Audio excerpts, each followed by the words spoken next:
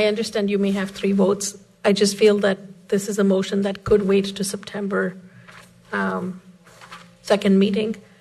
I'm not saying this is trivial, but I'm saying that it's not urgent either. Just wanted to let that be heard. Thank you. All those in favor say aye. Aye. Any opposed say nay. Nay. 2 nays and no abstentions. That's 3-2 to add an item to it. So, And add an item to my agenda, and I'll start with that item. yes. I'll identify it as item number 8 because I have 7 items on my agenda, a little bit out of order. Discussion and vote on a resolution of the City Council of the City of Saratoga Springs, New York, censuring Commissioner of Accounts Dillon Moran for violations of the New York State Public Officers Law, New York State Penal Law, and the Saratoga Springs Charter. Whereas the right to request and access records maintained by government agencies is essential for a functioning democracy and has long been established as a basic obligation necessary to ensure transparency and accountability and to allow for a more informed and trusting public.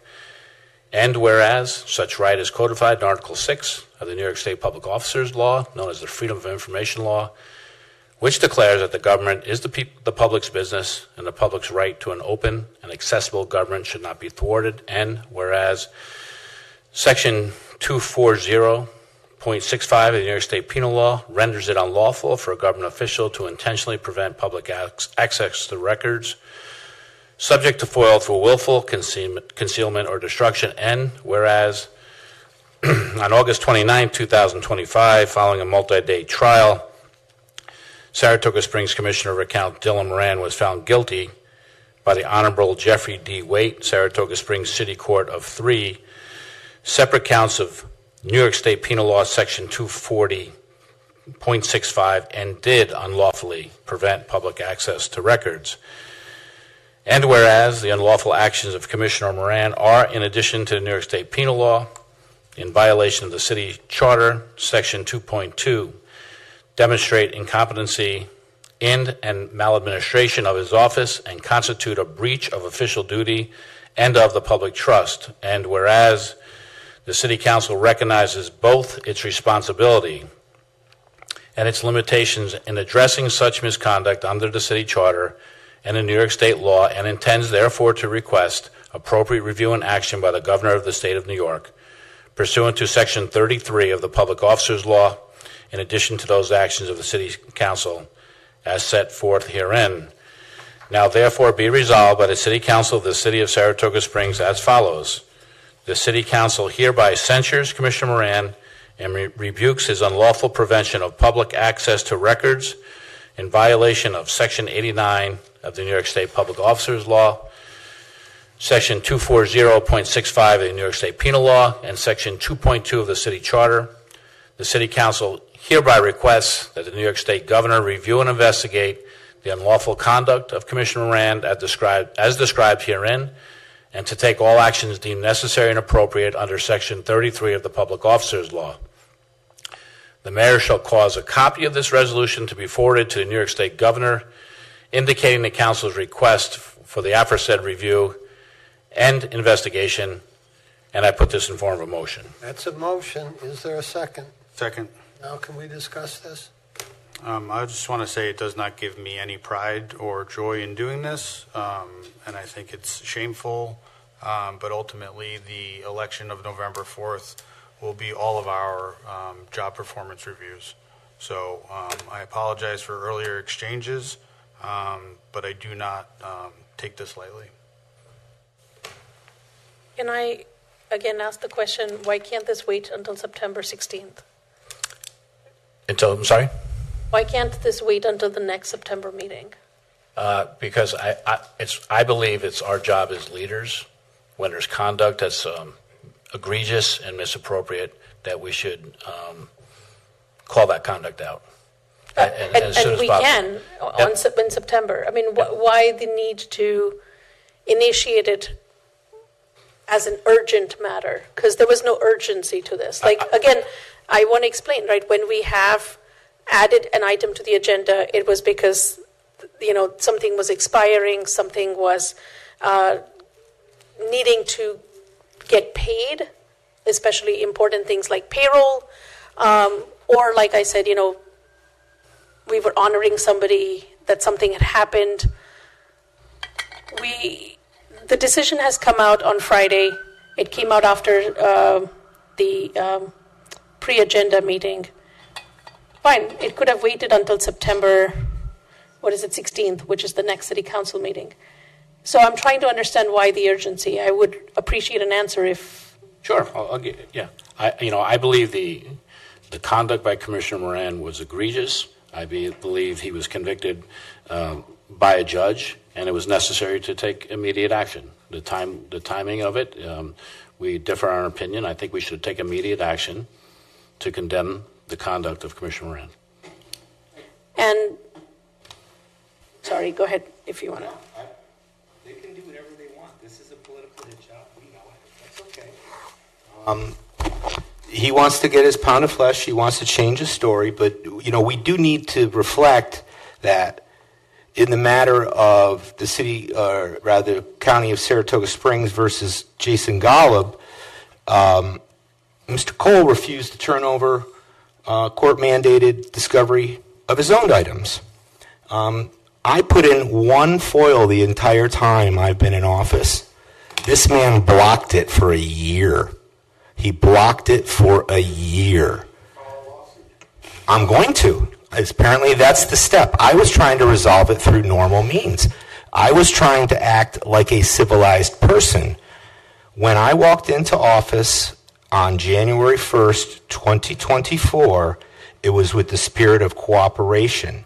I actually did finally, after a year, get a response. And what I found out was on January 3rd, Mr. Cole, Mayor Safford, former Mayor Meg Kelly, Ms. Kiernan, Mike Brandy, and John Kaufman were all on an email together, starting to start their attack around the dreadful overtime scandal, which we all know was a politically motivated hit job that just wasted people's time and money. So again, this is a continuation of that same theme. The first count, I was found guilty of not turning over a document that's not discoverable. It is an interdepartmental text between my deputy and myself talking about the attorney that we hired. That's not a discoverable item. The second item is a text of me asking somebody to call me on my city phone that guy right there told me not to turn over because it was a personal communication. So there's absolutely facts that need to be sussed out that did not. All of the discovery that was presented at that trial is bogus.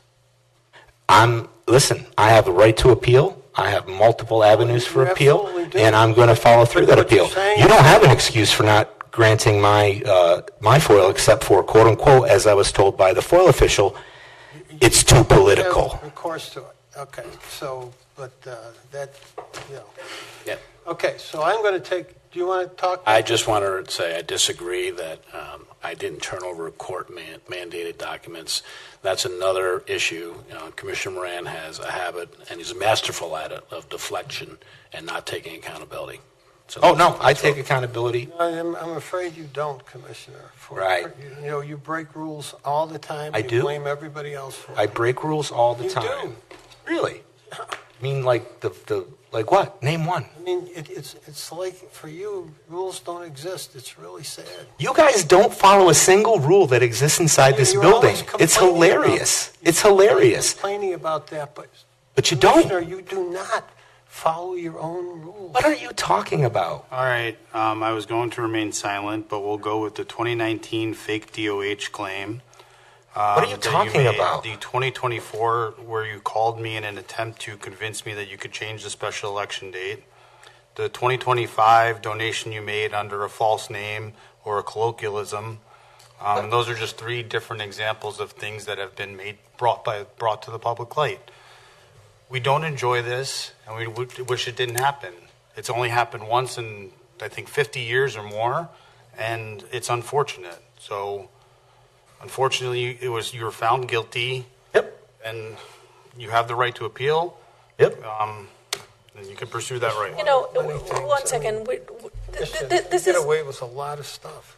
this is devolving into some sort of a name calling here, and I'm not talking about the FOIL lawsuit, but Commissioner Marshall, you bringing up like dates and times of like months ago that has nothing to do with the censure or with the You're accurate. Yeah, that's correct. This is resolution about this. that Commissioner Cole has brought. It seems like, again, It's we're unfortunate. getting... It's unfortunate to me, but it's a pattern.